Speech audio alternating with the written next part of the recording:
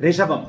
ரிஷபராசிக்காரர்களுக்கு ராசிநாதன் ராசியிலேயே இருக்க, 2ஆம் இடம் வலுத்திருக்க, 11ஆம் இடம் வலுத்திருக்க, சந்திரன் 4, 5, 6 என்கின்ற இடத்துல வளர்பிறை சந்திரனாக இருப்பது மிகப்பெரிய ஒரு நல்ல அமைப்பு.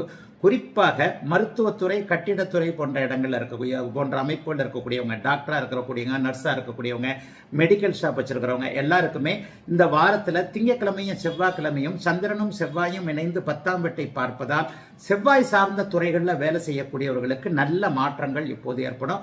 வார ஆரம்பத்திலேயே இந்த துறைகளில் இருக்கக்கூடியவர்களுக்கு வருமானம் வரக்கூடிய அமைப்பு, இது சம்பள உயர்வு, பதவி உயர்வு போன்றவைகள் கிடைக்கக்கூடிய அற்புதமான நல்ல வாரமாக இந்த வாரம் அமைஞ்சிருக்குங்க. வாரத்தின் நடுப்பகுதியில் வெள்ளிக்கிழமை, சனிக்கிழமை எல்லாம் பார்த்தீங்க அப்படின்னு சொன்னால், வியாழக்கிழமை, வெள்ளிக்கிழமை இந்த நாட்களில் பார்த்தீங்கன்னா 5ஆம் இடம், 6ஆம் இடம் போன்ற இடங்களில் சந்திரன் இருக்கிறார். வளர்பிறை சந்திரனாக வருவது முயற்சிகளை அப்படியே பலிக்கக்கூடிய தன்மை.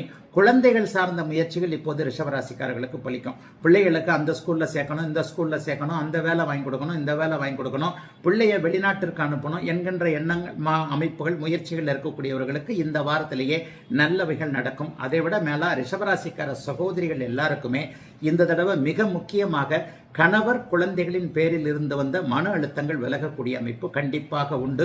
2ஆம் இடத்துல சூரியனும் குருவும் சேர்ந்திருக்கிறதுனால அரசாங்க லாபம், அரசாங்கத்திலிருந்து ஒரு அனுமதி, ஒரு பெர்மிஷன், இந்த உதவித்தொகை, இது மாதிரியான விஷயங்களை எதிர்பார்த்து காத்து கொண்டிருப்பவர்களுக்கு அவர்களுக்கு இந்த வாரத்திலேயே நல்லவைகள் கிடைக்கக்கூடிய அற்புதமான நல்ல அமைப்பு.